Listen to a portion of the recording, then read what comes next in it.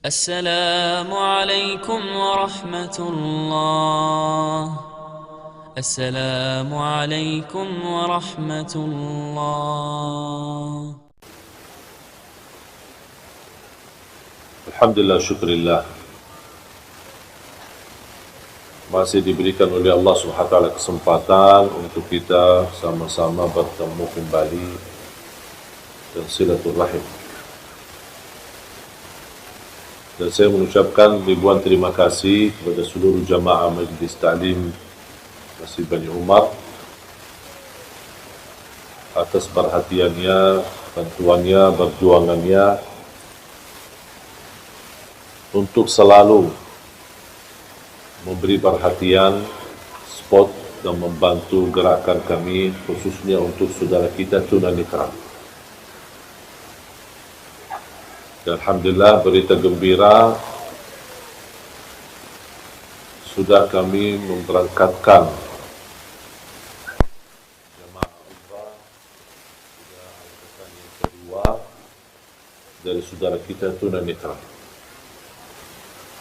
Alhamdulillah, kemarin baru mereka pulang dari Tanah Suci, hampir kurang lebih 25 orang. Dan subhanallah, walaupun saya tidak berkesempatan berangkat bersama mereka, tapi teman-teman dan tim dari yayasan temani mereka dan kawal, dan mereka mencerita begitu indahnya perasaan mereka sepanjang perjalanan ke Tanah Suci. Bayangkan 25 orang, tapi antri panjang, menarik perhatian. Dan Alhamdulillah oleh petugas imigrasi sangat membantu kemudahan untuk proses penerbitan paspor, ketika proses juga visa, ketika di Madinah pun Alhamdulillah diberikan kemudahan. Jadi mereka sangat bangga dan senang. Yang buat saya terharu ketika melihat rakaman mereka ketika bertalbiyah, ketika berdoa, ketika lagi salat di Masjid Nabawi, dan mereka menangis.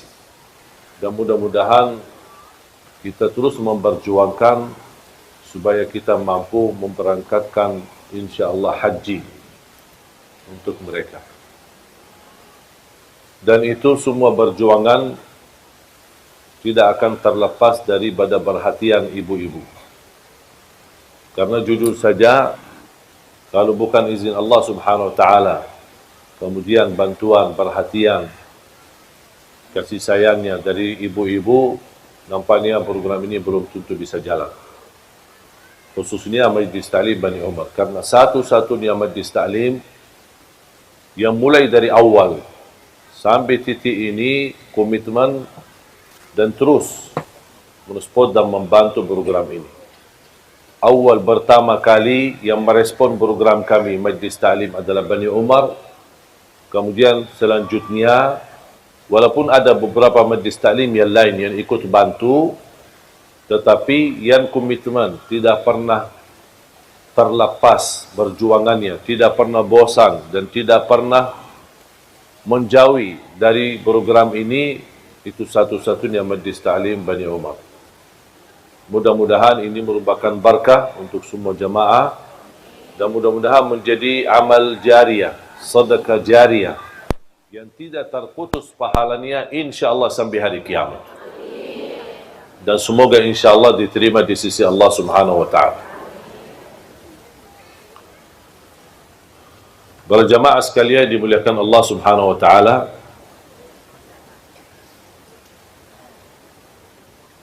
saya membaca satu kisah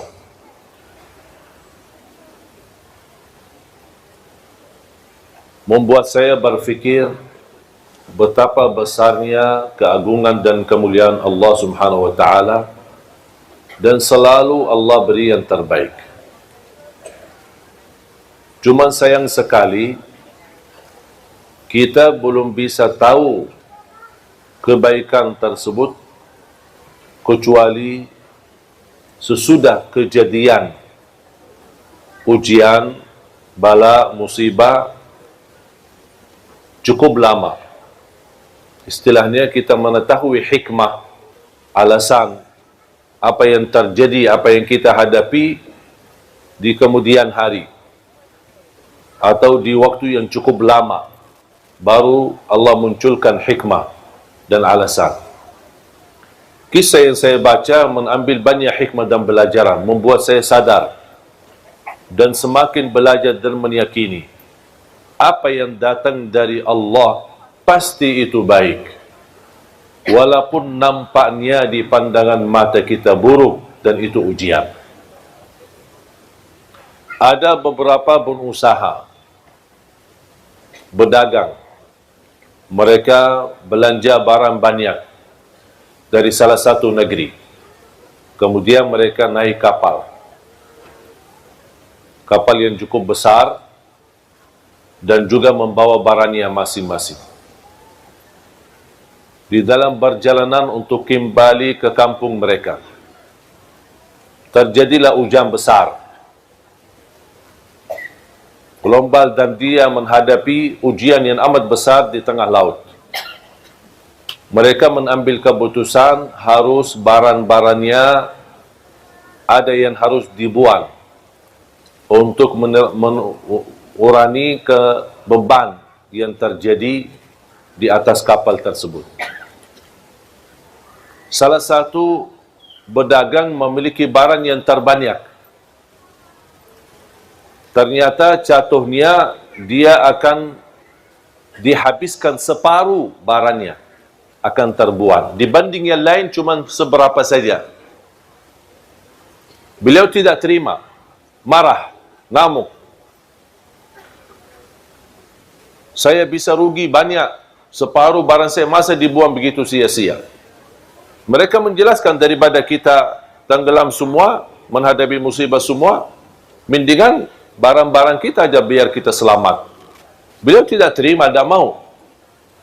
Karena dia berdagang baru, membuat berdagang yang lama, mereka sepakat sekalian barangnya sama orangnya dibuang aja, biar kita selamat. Karena mereka merasa orang itu berdagang baru, tidak punya istilahnya kekuatan, tidak punya power, tidak punya lingkungan yang bisa melindunginya, dan terbuang. Dan subhanallah, mereka jalan, dan beliau bersama barangnya sudah terbuang di dalam laut. Dalam menghadapi ujian angin besar, subhanallah, terarah kepada salah satu pulau yang cukup sepi, tidak ada apa-apanya. Dia masuk di sana, cari makan tidak ada, cari apa tidak ada, barangnya hilang. Dia syukur, alhamdulillah selamat. Dapat sedikit sumur air yang bersih, dia bisa minum. Sedikit hanya yang bisa dia dapat, hanya minum air. Di situ dia menemukan sebuah rumah kecil dari kayu. Dia masuk ke rumah dan dia bisa rasa nyaman untuk bisa istirahat dan tidur. Berjalan waktu beberapa hari, tidak ada yang datang menolong dia. Tiba-tiba datangnya angin yang cukup kencang dan besar, mengakibatkan terjadi kebakaran di pulau tersebut. Dihabiskan semua pohon-pohon yang ada sekaligus rumah kayunya itu. Begitu dia diselamatkan dari kebakaran dan kehilangan tempat tinggalnya yang satu-satunya yang bisa melindungi dari bahaya, langsung dia berkata, "Ya Allah, kenapa ini? Sampai rumah yang aku tempati untuk mencari nyaman dan melindungi diri, kebakaran habis." Dia sudah merasa diri akan menghadapi kematian, putus asa, dan dia tidak tahu ada apa. Sampai dia ngamuk sama Allah, "Kenapa ya Allah seperti ini?" Dan subhanallah, tidak lama ada kapal besar yang datang dan dia bisa melihat dari jauh. Langsung dia ke arah pantai dan menunjukkan tangannya. Mereka karena kapal besar tidak bisa mendekati, menerima perahu kecil atau kapal kecil untuk menjemputnya. Ketika dijemput dan naik kapal besar, Dan beliau bertanya, kok dari mana kalian tahu saya ada di sini? Oh, kami tahu dari jauh kami melihat asap. Gara-gara terjadi kebakaran kan ada asap besar. Kami berfikir ini tanda, biasanya kami seorang laut, pasti biasanya yang ditanda-tanda ada orang minta tolong. Makanya kami datang. Terus mereka tanya, Iman kamu kok bisa datang sini sendirian? Oh, ceritanya saya bersama kapal berdagang, mereka mengkhianati saya, mereka semua bersepakat untuk melimbar saya di laut, dan syukur saya bisa selamat. Kata pemilik kapal, mereka itu yang anda cerita, semuanya mati tenggelam. Berdagangnya dan barangnya dan kapalnya, semuanya mati. Baru dia sujud syukur. Dan dia berkata, ternyata ada hikmahnya. Faham ibu? Memang subhanallah, Allah maha baik. Wallahi ibu-ibu tidak bakal tahu bagaimana cara Allah mengatur ujian kita. Tapi yakini, Allah tidak pernah mau susahkan kita. Kalau ibu yang begitu cinta dan sayang sama anaknya, kira-kira mau nggak dia susahin anaknya? Kata Rasulullah, Allah jauh lebih besar kasih sayangnya kepada hamba daripada ibu kepada anak. Tapi ada manusia yang belum percaya sama Allah. Ada manusia yang masih berkata, ya Allah kenapa saya seperti ini? Ya Allah kenapa saya cuma penderita sakit? Ya Allah kenapa saya sudah lama menikah tapi belum bisa punya keturunan? Ya Allah kenapa saya dijodohkan sama orang yang jahat yang menyakiti perasaan saya? Ya Allah kenapa saya punya usaha semuanya habis dan rugi? Ya Allah kenapa saya... Itu bahasa kita sehari-hari. Padahal kita tidak tahu dan belum meyakini Allah jauh lebih sayang sama kita daripada ibu kepada anaknya. Ibu pun ketika lagi marah sama anaknya dan dia cupit, bukan karena dia benci sama anaknya, bukan dia tidak suka sama anaknya, justru cupitan itu karena sayang. Anggaplah yang terjadi dari Allah itu cupitan dari Allah Subhanahu. Barangkali kita ada kesalahan, barangkali ada kekurangan ibadah, barangkali terlalu sering ketiduran salat subuh, barangkali kita lupa baca Quran, barangkali kita sambat satu kali menyakiti hati orang tua. Walaupun satu kali, ada balasannya. Ada balasannya dari Allah SWT. Kita lupa, tapi Allah tidak pernah lupa. Ahsahu Allahu wa nasuh. Allah menghitungkannya, tapi manusia suka lupa. Makanya jamaah sekalian, belajar takdir Allah, walaupun ada buruknya, tapi yakini di belakang keburukan ada hikmah, ada kebaikan, ada sesuatu yang kita tidak tahu. Contoh,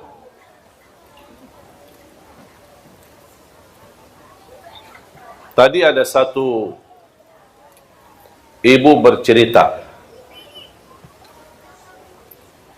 suaminya meninggal. Semoga diampuni Allah Subhanahu wa ta'ala. Baru saja nikah 7 bulan.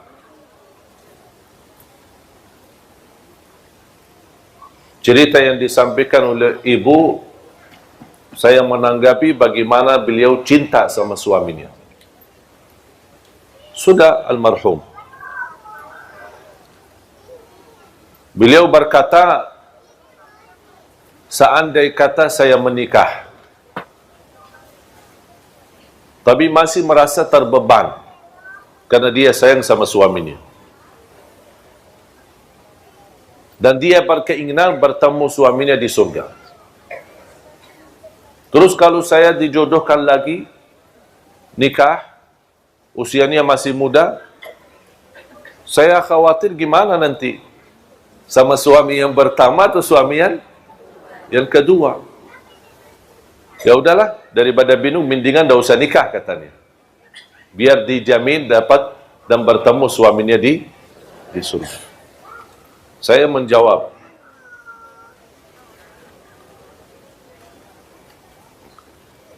kalau usulan saya, kalau ada jodohnya nikahlah. Masih muda, belum punya anak lagi, nikahlah. Urusan surga nanti urusan lain. Ketemu siapa itu urusan sama Allah. Dan kejadian ini sama pernah terjadi sama istri Rasulullah, bernama Ummu Salamah. Kenal nggak Ummu Salamah? Dari mana kenal? Tahu maksudnya. Ummu Salamah salah satu istri Rasulullah SAW. Ternyata Ummu Salamah punya suami namanya Abu Salamah. Cinta bukan main sama suaminya. Meninggal, mati syahid di waktu tamburan perang bersama Rasulullah SAW. Meninggal. Ketika meninggal suaminya, dia merasa sedih banget. Kehilangan seorang yang dia paling sayangi, paling cintai. Baik banget. Dan dia merasa kehilangan sesuatu yang amat besar. Tapi dia sabar, ujian. Suami meninggal, ada istri dia meninggal, ada anak dia meninggal. Semua itu namanya ujian. Dan kita semua pasti akan meninggal, akan mati menghadapi kematian. Ternyata subhanallah berjalan waktu, dijodohkan sama Rasulullah. Sebelum dijodohkan sama Rasulullah, dia pernah berkata, ketika Rasulullah SAW mengingatkan untuk bersabar dan menerima ujian ini, dan insya Allah Allah ganti yang lebih baik. Langsung beliau berkata, siapa yang lebih baik dari Abu Salamah? Tak mungkin bisa menemukan orang-orang yang lebih baik dari Abu Salamah. Pertanyaan saya, ibu-ibu, mana yang lebih baik, Abu Salamah atau Rasulullah? Akhirnya jadi jodohnya sama Rasulullah SAW. Muncullah pertanyaan, ya Rasulullah, saya kan pernah nikah sama Abu Salamah. Sekarang saya jadi istrimu. Saya ketemu siapa nanti di surga? Sama pertanyaan ibu itu tadi. Saya jawab sebagaimana dijawab oleh Rasulullah SAW. Kamu bersama orang yang terbaik akhlaknya. Yang terbaik akhlak. Kalau kira-kira Abu Salamah lebih baik akhlaknya, berarti nanti sama Abu Salamah. Tapi yang kita tahu dan kita belajar, yang paling mulia akhlaknya siapa? Berarti dia sama. Dan disitulah kunci kebahagiaan dalam rumah tangga. Kemuliaan akhlak. Jamaah sekalian, tidak ada rumah tangga yang tidak bermasalah. Tetapi kunci mengatasi segala persoalan dan permasalahan adalah kemuliaan akhlak. Bahkan Rasulullah SAW bersabda, menunjukkan kunci kemuliaan seorang laki-laki, terutama laki-laki. Sebagaimana kemuliaan seorang atau kemuliaan seorang laki-laki yang paling mulia akhlaknya sama istrinya. Makanya ulama berkata, kalau ingin mengetahui akhlak seorang, jangan tanya jauh-jauh, tanya istrinya. Kalau istrinya biar mentul, berarti mantap. Alhamdulillah. Kalau istrinya berkata, stres, pusing, oh berarti masalah.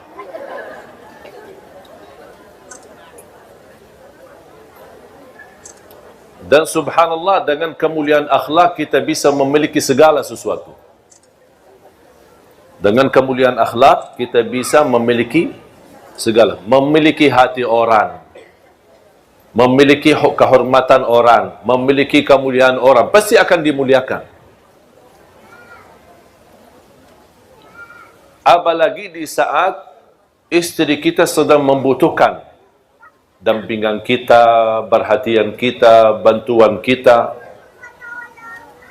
Itu luar biasa, sangat harga besar baginya ketika dia memiliki suami yang berakhlak mulia. Makanya jamaah sekalian, sampai Rasulullah SAW bersabda, "Aqrabukum minni majlisan yawmal qiyamah ahasinukum akhlaqa." Yang paling dekat kepadaku hari kiamat, kata Rasulullah, yang paling mulia akhlaknya di dunia.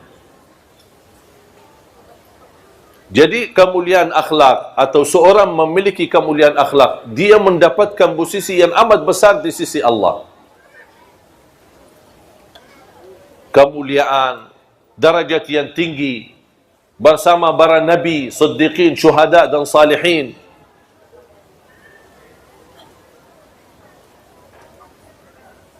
Dan salah satu akhlak yang perlu kita jaga, terutama di dalam rumah tangga, jangan terlalu fokus melihat kesalahan. Abaikan aja. Jangan terlalu memperhatikan kesalahan. Abaikan aja. Lupakan, lewatin saja. Anggap sesuatu yang berjalan dan terus berlalu. Jangan terlalu diperhatikan.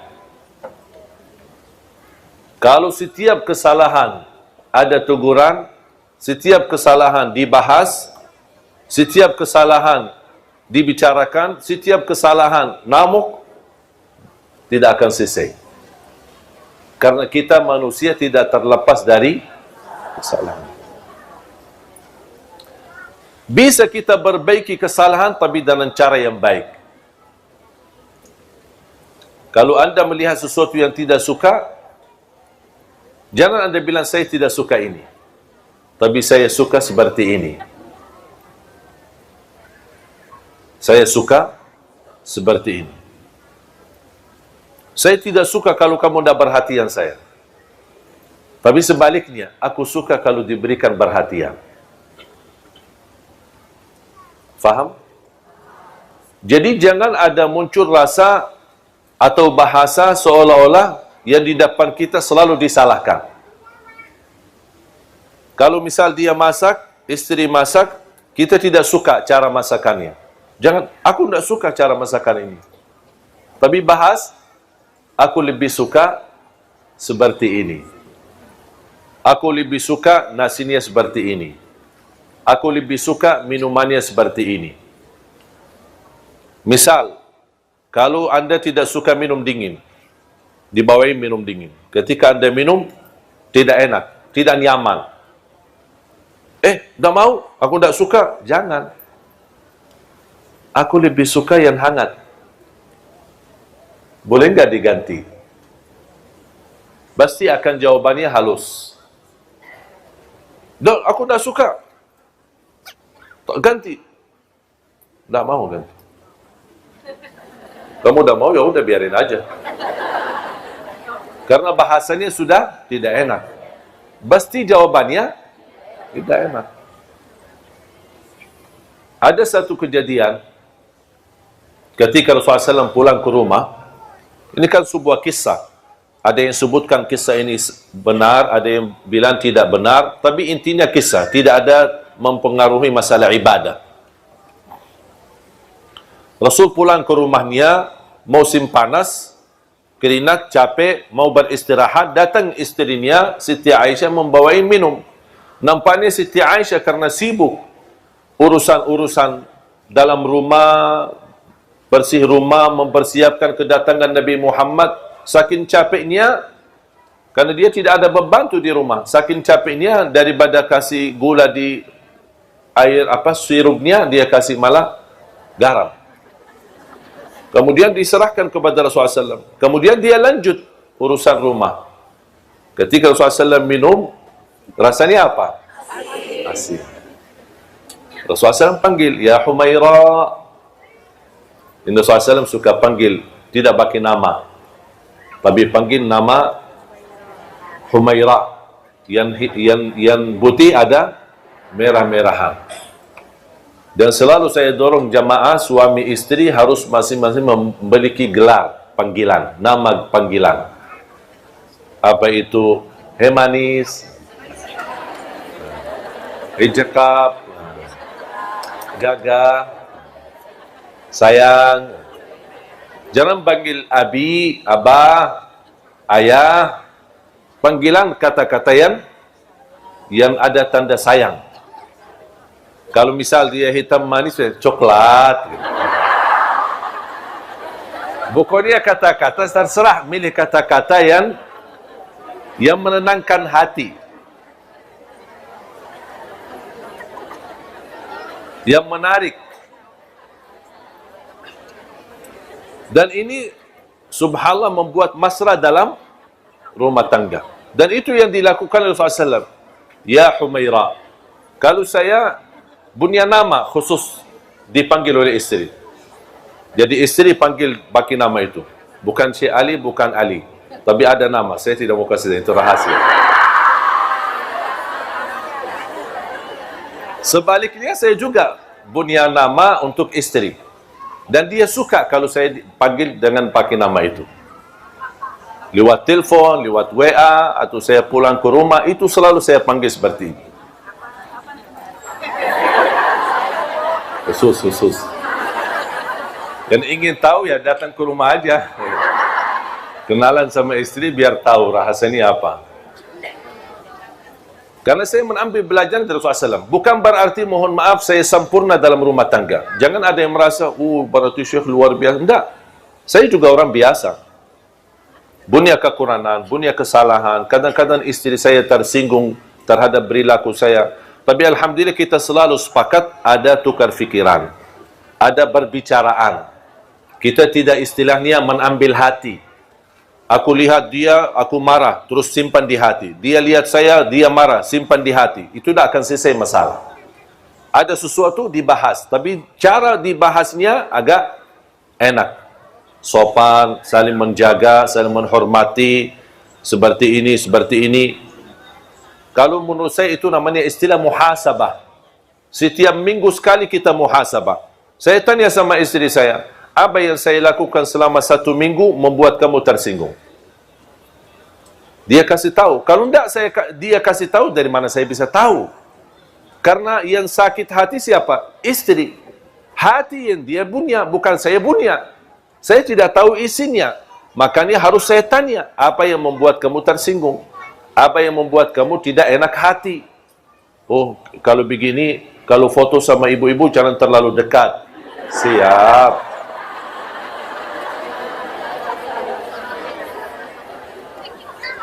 Udah, saya akhirnya turuti apa yang dia mau. Kalau bisa, jangan foto sama sekali. Saya bilang jangan, nanti ibu-ibu juga tersinggung. Saya jelaskan.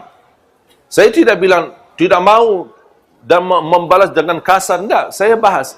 Begini, kalau di Indonesia, kalau tidak menolak, kalau ketika diajak foto, nanti kita dianggap sombong. Tidak ada kasih sayang, tidak ada perhatian. Saya jelaskan, itu kebiasaan di Indonesia. Kalau di Arab memang beda. Ya, akhirnya saya jelaskan, oh gitu, ya udahlah, boleh. Tapi coba kalau saya bilang, pas begitu, kalau bisa jangan foto sama ibu-ibu, tidak mau, harus saya foto. Berantem, tidak akan selesai masalah. Dan tidak bakal dia setuju. Tapi dia ada bicara baik-baik, halus, akhirnya alhamdulillah dapat disetujui. Tapi jangan terlalu dekat. Aku heran kadang-kadang ada ibu-ibu begini. Astagfirullahaladzim, saya kaget. Saya bilang, ibu, saya masih utuh.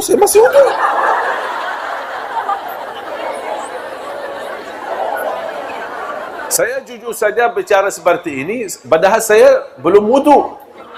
Tapi kenapa saya terpaksa? Jangan, supaya dia menjauh daripada bubu jauh. Nanti dia juga tersinggung. Masalah lagi. Selalu berusaha memilih kata yang bisa difahami tapi tidak menyakiti hati. Maaf, saya lagi wudu. Ya. Dah, langsung dia awas sendiri. Daripada kita berantam. Ibu jangan dekat. Ibu jangan dong. Kok sih kasar ya? Karena saya belajar, selama saya berada di Indonesia, orang Indonesia tidak suka kasar. Mungkin kita orang Arab, budaya Arab agak kasar ya. Termasuk bicara. Makanya kalau saya ada punya teman mau cari istri orang Indonesia, kadang-kadang calon istri tanya, gimana dia, kasar enggak? Ya sudah ada gambaran orang Arab kasar. Padahal tidak semua sama. Ya contoh seperti saya kan. Jadi ketika saya mau jodohkan, malah ada yang menolak. Oh jangan semua orang Arab takut. Saya ternyata belajar kalau di Arab memang nada suara pun kita agak tinggi. Pernah ada teman saya orang Indonesia datang, saya sedang ngobrol sama adik saya. Dia menunggu di luar. Ketika dia mendengar, dia datang, ada apa Pak? Saya bilang, tidak ada, kita lagi ngobrol. Cuma lagi suara agak tinggi, dia fikir kita lagi berantem, padahal tidak. Makanya saya mengambil kesimpulan ketika saya pernah diwawancarai. Apa yang Syekh dapat di Indonesia, sesuatu yang bisa berkesan dan selalu dijaga. Saya bilang saya belajar orang Indonesia suka yang lembut dan sopan, tidak suka yang kasar. Makanya kalau kita di Arab dulu, saya suka mengucapkan Assalamualaikum. Jadi orang, Waalaikumsalam. Satu. Begitu saya datang ke Indonesia, saya berubah lagi. Assalamualaikum. Itu orang Indonesia. Begitu. Makanya saya ikut salam sama orang Indonesia. Ketika ketemu orang Indonesia, kalau ketemu orang Arab, salam. Ini kan saudara saya. Assalamualaikum. Dia sudah faham. Itu bukan marah. Tapi kalau sama orang Indonesia bisa salah faham. Salam aja kok begitu sih. Makanya saya rubah. Assalamualaikum. Apalagi pakai senyum. Walaupun kita lagi stres. Dia ada apa-apa senyum. Karena orang suka melihat kita senyum. Makanya Rasulullah SAW ketika minum dan minumannya asin, apa yang tidak Rasulullah SAW? Tidak menumbahkan gelasnya, tidak melembatkan dan tidak marah-marah. Apa nih kita datang capek-capek, kok malah dikasih air minum yang asin, aduh.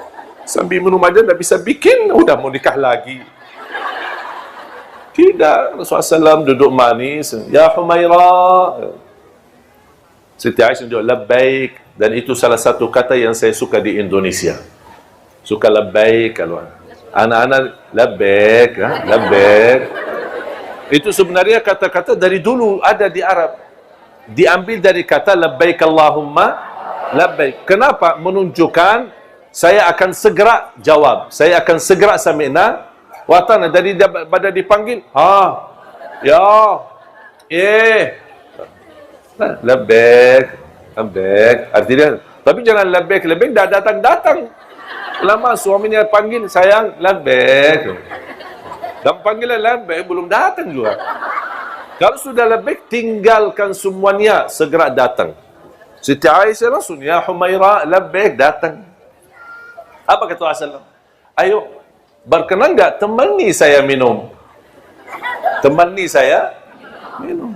Ya, Siti Aisyah senang diajak sama suaminya ikut minum bareng. Apa Siti Aisyah suka di mana bekas bibirnya Rasulullah? Ya? Oh, ini. Dia minum, habis minum.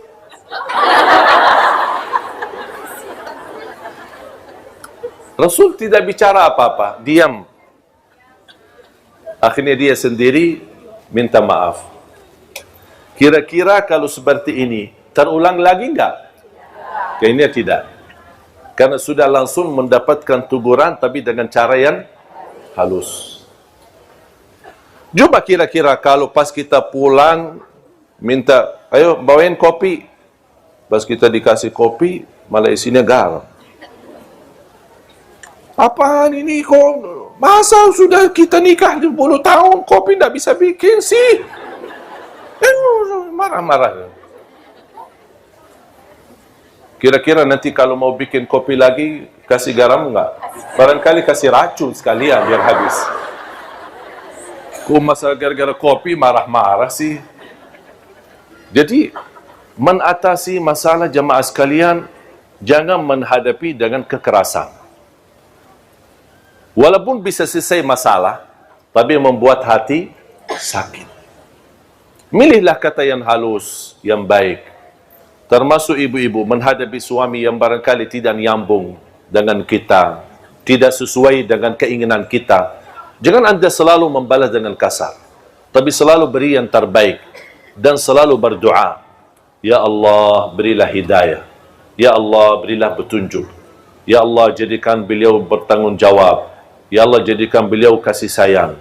Orang yang benar-benar memberi perhatian kepada kami, kepada anak kami, dan bertanggungjawab nafkah dan urusan keluarga kami. Itu ikhtiar kita, doa. Kalau memang sudah di dalam takdirnya Allah Subhanahu wa taala jodohnya seperti ini, ya bakal seperti ini. Yang bisa merubah nasib dan takdir hanya doa. Makanya jangan berhenti berdoa. Habis anda berikhtiar dan ada yang merasa sudah tidak kuat, tidak bisa tahan. Itu pilihan atau solusi dalam agama, boleh minta cerai. Itu solusi, bukan sesuatu yang tidak boleh. Ada orang, kalau katanya minta cerai, tak bakal masuk surga. Kata siapa?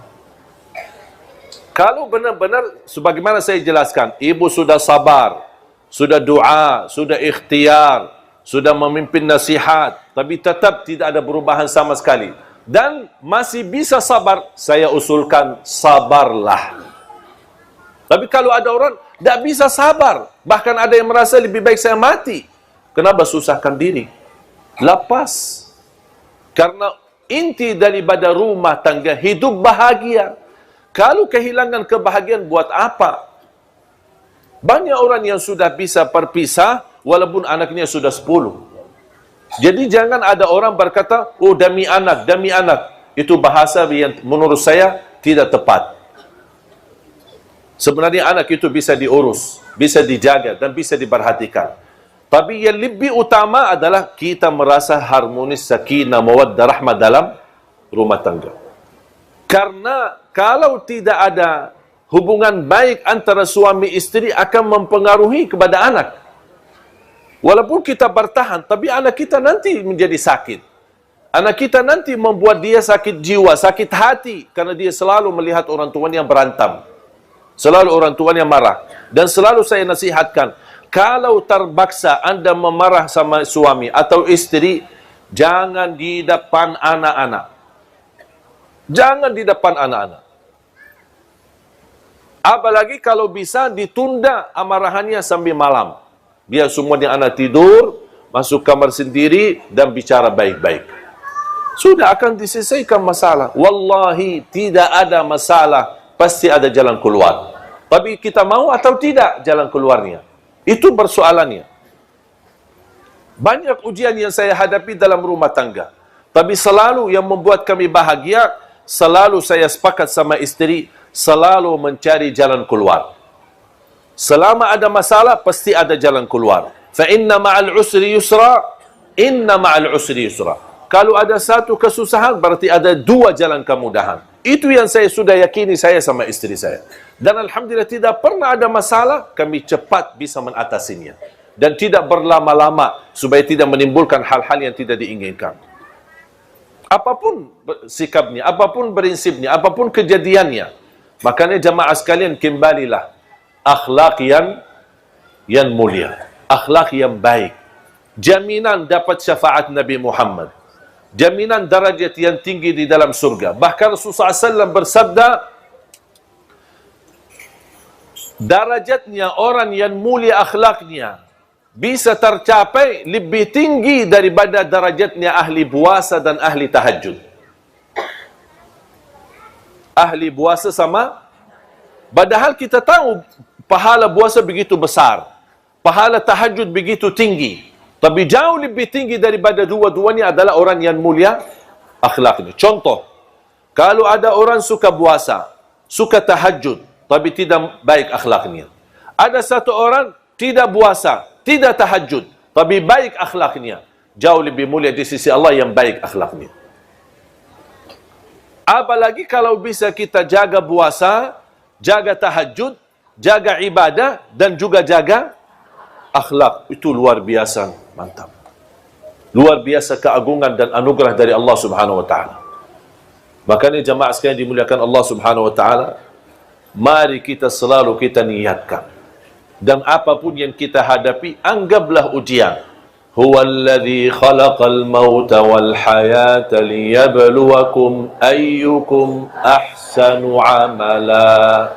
Allah menuji kalian agar bisa anda tahu siapa yang terbaik amalan. Buat apa Allah uji? Supaya terlihat siapa yang terbaik, siapa yang paling sabar, siapa yang paling ikhlas, siapa yang paling ridha. Kalau tidak diuji, tidak ada bedanya sama kita. Tidak ada di antara kita berbeda-beda. Semua sama di sisi Allah. Tapi apa yang membuat kita punya kelebihan? Ujian. Ketika datangnya ujian, Allah melihat. Ada namuk, marah, tidak ridha, tidak ikhlas. Ada satu lagi, sabar, ikhlas, ridha. Kata Allah, ini lulus. Itu dapat keuntungan. Berarti ketika ada ujian, bukan Allah ingin menyakiti kita, tapi Allah ingin menunjukkan posisi kita di sisi Allah Subhanahu wa taala. Makanya jamaah sekalian belajar sabar dan menunggu kemudahan ketika sedang susah. Menunggu jalan keluar ketika kita menghadapi ujian. Kesabaran itu dan menunggu adalah ibadah tersendiri. Contoh, kita lagi ada masalah dan kita sudah berupaya menunggu jalan keluarnya. Ada jalan keluar, tapi belum waktunya. Masih dalam proses. Berarti kita butuh tunggu. Tunggu berapa lama? Bisa 1 bulan, bisa 2 bulan, bisa 1 tahun. Kita menunggu sampai selesai proses. Baru akan kita dapat terbuka jalan keluarnya. Anda menunggu seberapa pun lamanya, selama Anda tunggu itu terhitung sebagai ibadah. Intidharul faraji ibadah. Menunggu datangnya kemudahan dan pertolongan Allah itu ibadah sendiri. Berarti Anda dapat pahala karena tunggu, Anda dapat pahala lagi sabar, dan Anda akan syukuri ketika datangnya kemudahan dan pertolongan dari Allah Subhanahu wa taala.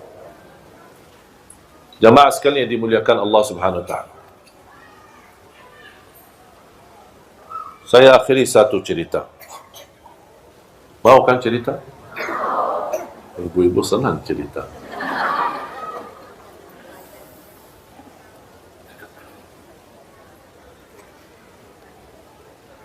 Saya menemukan satu keluarga.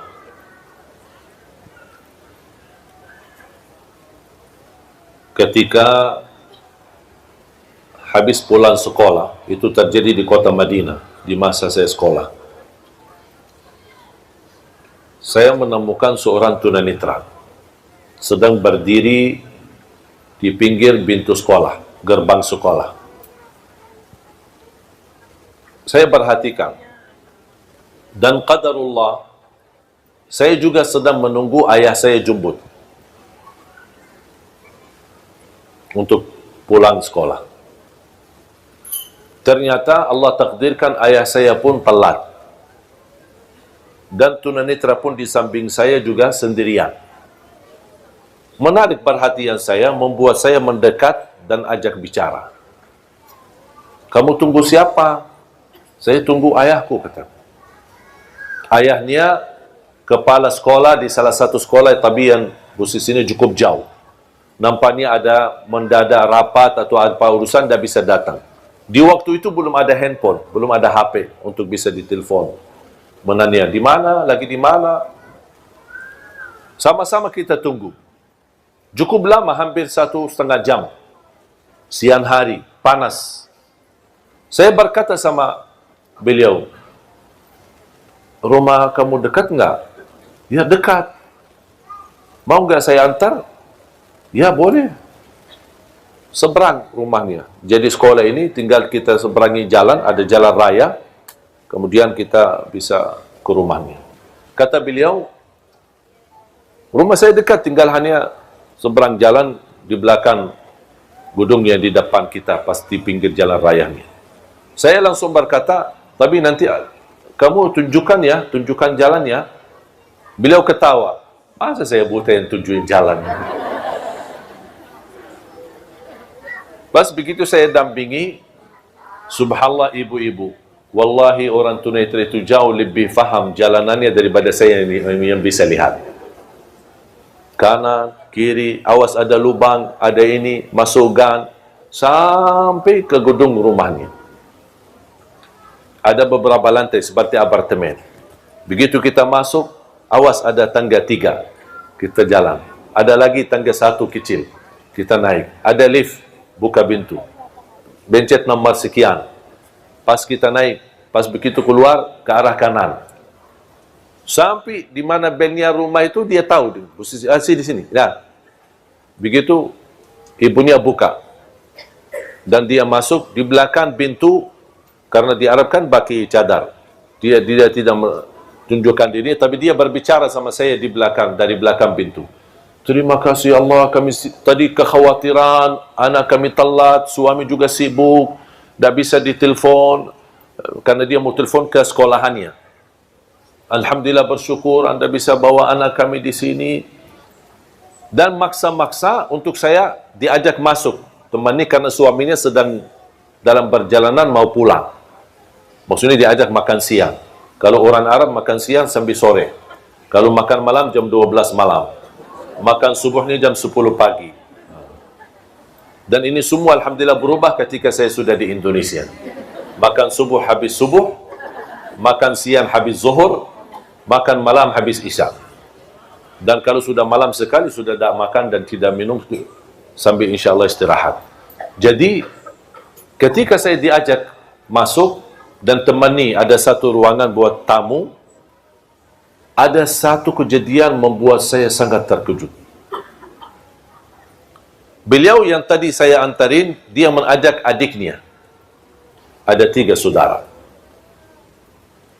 Yang sama saya itu usianya kurang lebih 19-20.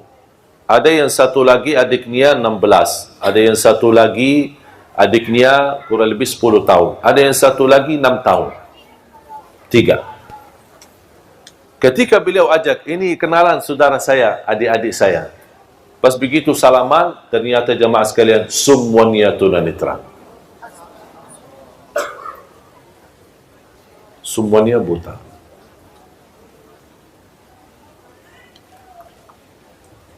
Di saat itu, jujur saja jemaah sekalian, beberapa waktu lalu, waktu kejadian ini, saya ada sedikit stres. Ada masalah lah gitu, namanya anak muda kan, maunya ini, maunya itu, tidak dapat, tidak semua serba ada. Pas begitu saya melihat mereka, saya merasa malu sama Allah.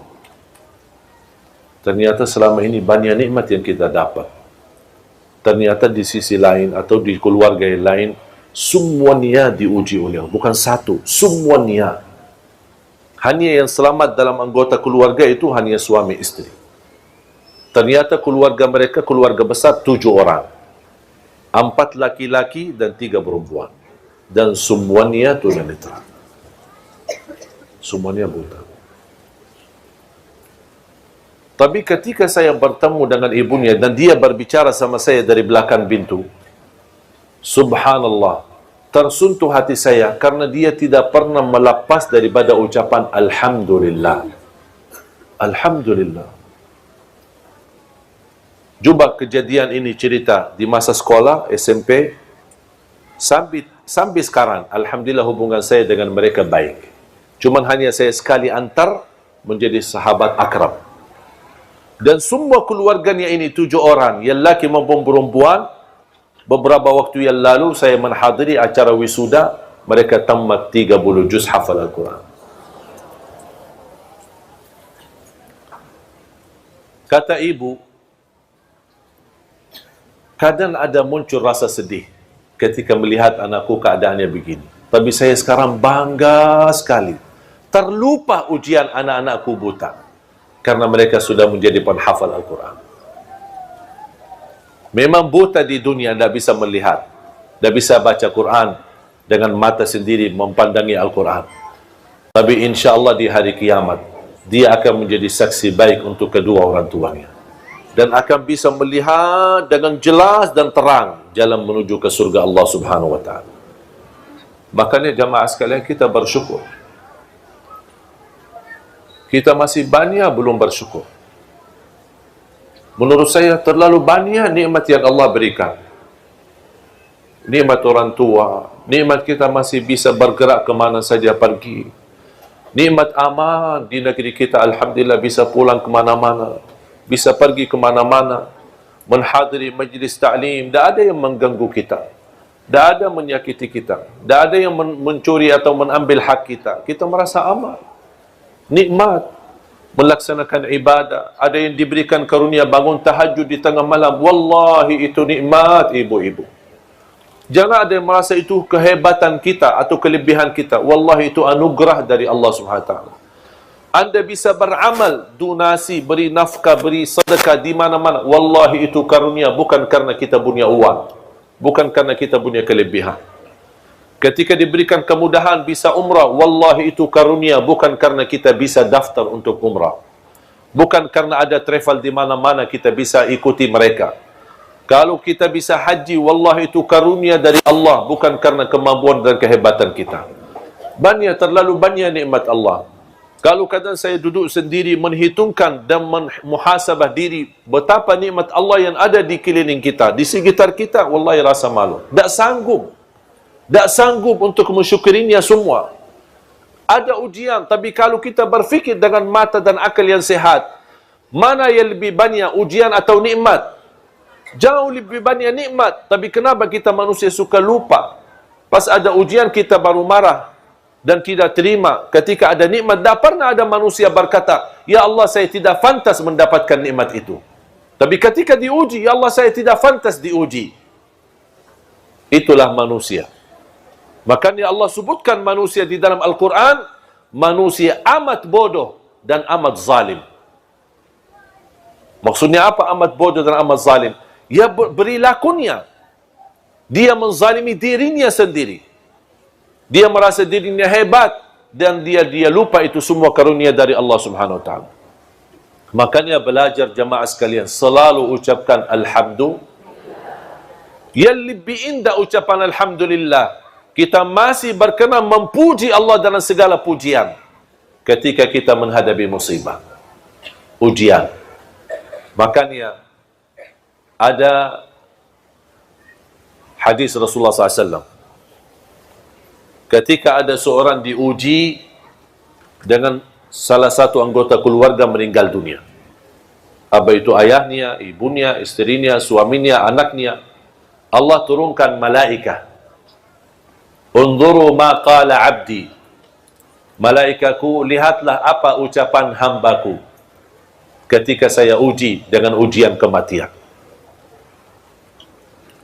Malaikat menjawab, hambamu ya Allah berkata, hamadaka wastarja.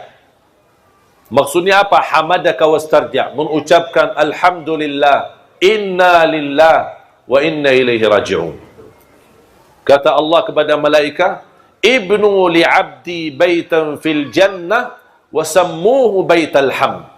Bangunlah di dalam surgaku istana dan berikan nama istana itu nama Alhamdu. Ini khusus pahala dan keistimewaan yang Allah sediakan yang mampu mengucapkan alhamdulillah ketika menghadapi musibah. Sebelum inna lillahi wa inna ilaihi raji'un, sebelum la haula wa la quwata illa billah, alhamdulillah, baru inna lillahi wa inna ilaihi. Ada berita yang tidak menenangkan hati, alhamdulillah, inna lillahi wa inna ilaihi raji'un. Jangan berbicara macam-macam. Wallahi Bapak Ibu jamaah sekalian, kalau anda berkenan ucapkan kata ini, langsung akan turun rahmat Allah di dalam hati kita. Akan terasa tenang, biarpun musibahnya cukup besar. Akan Allah berikan segera dalam jalan keluarnya. Tapi belajar mengucapkan alhamdulillah. khususnya ketika menghadapi musibah.